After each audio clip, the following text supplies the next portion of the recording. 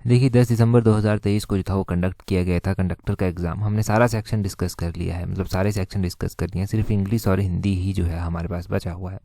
अभी हम इंग्लिश हिंदी भी जो है वो डिस्कस कर लेंगे। पार्ट 1 का लिंक नीचे आपको डिस्क्रिप्शन बॉक्स कमेंट बॉक्स में मिल जाएगा, और यहाँ से अभी हम पार्ट 2 भी जो है उसका कवर कर लेंगे, तो हमारा सारा पेपर कंप्लीट हो जाएगा। बोलते हैं फिल इन द ब्लैंक दिए गए हैं हमारे पास।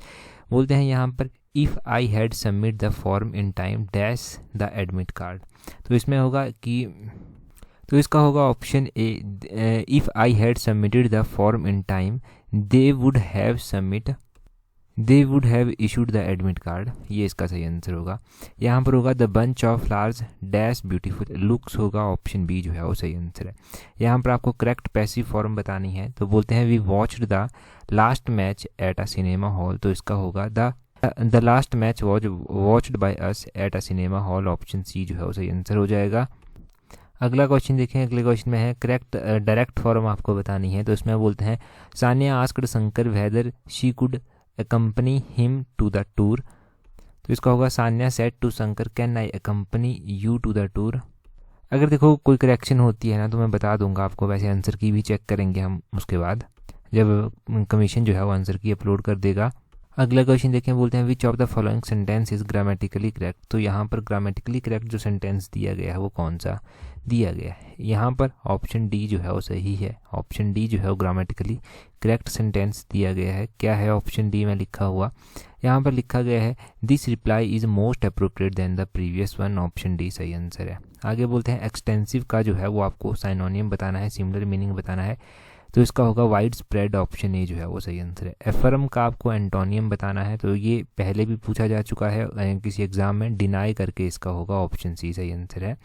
आगे बोलते हैं after seeing the result he pulled a long face. तो he pulled a long face का मतलब क्या होता है, उसका मतलब होता है he looks looked gloomy. Option B जो है वो थोड़ा सैड दिखाई दे रहा है, ये मतलब होगा। आगे वन वर्ड सब्स्टिट्यूशन है that which is not permitted, तो उसको फॉरबिडन जो है वो कहेंगे। ऑप्शन ए जो है वो सही आंसर हो जाएगा। आगे है 31। यहाँ पर हिंदी के क्वेश्चन दिए गए हैं। हिंदी के क्वेश्चन में बोलते हैं जो इंद्रिय योगचर हो उसके लिए वाक्यांश के स्थान पर एक सही शब्द चुनिए, तो उसको इंद्रिय कह देंगे। ऑप्शन ए जो है वो सही आंसर हो जाएगा। आगे बोलते हैं निम्नलिखित में से कौन सा शब्द मंगल का अर्थ नहीं है। तो मंगल यानी कि कल्याण यानी कि शुभ यानी कि ग्रह विशेष हो गया, और मूल्यवान इसका नहीं होगा। ऑप्शन डी जो है वो सही आंसर। अर्थ नहीं है पूछा है आपसे, तो मूल्यवान इसका नहीं है। आगे बोलते हैं निम्नलिखित में से कौन सा शब्द समानार्थक नहीं है। तो समानार्थक शब्द इनमें से कौन सा नहीं है। देखो अगर हम बात करते हैं पयोधी की, तो ये भी है, वारिधि भी है और उदती भी है। ये सारे समुद्र के समानार्थी है, परंतु धरिती नहीं है। धरिती मतलब धरती होता है, तो ये नहीं है। आगे बोलते हैं कौन सा शब्द अशुद्ध है। देखो शुद्ध शब्द अत्यधिक, ये जो है वो अशुद्ध दिया गया है, अत्यधिक होता है। ठीक है, ये आपने ध्यान रखना था, अत्यधिक करके जो है वो होता है, अत्या नहीं होता, या नहीं होता। ठीक है, अगला देखिए क्या बोलते हैं निम्नलिखित में से कौन सा अशुद्ध रूप है। तो इनमें से जगन्नाथ जो है ना, ये अशुद्ध रूप है। हमने शायद टेस्ट सीरीज में भी जगन्नाथ का जो है वो संधि विच्छेद किया है।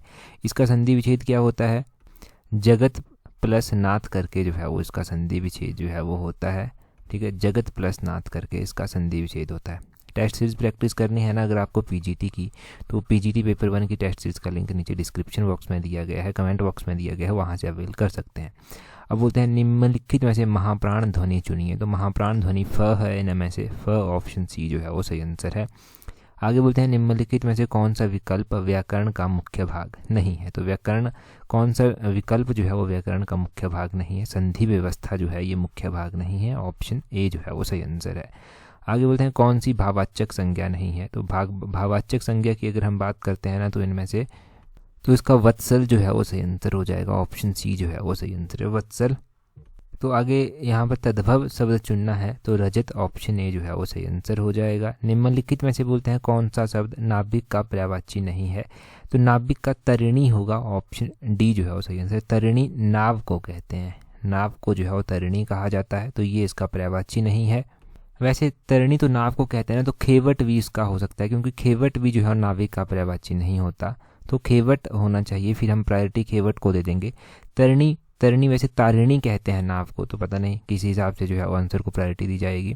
आगे बोलते हैं शाश्वत शब्द का सही विलोम चुनिए।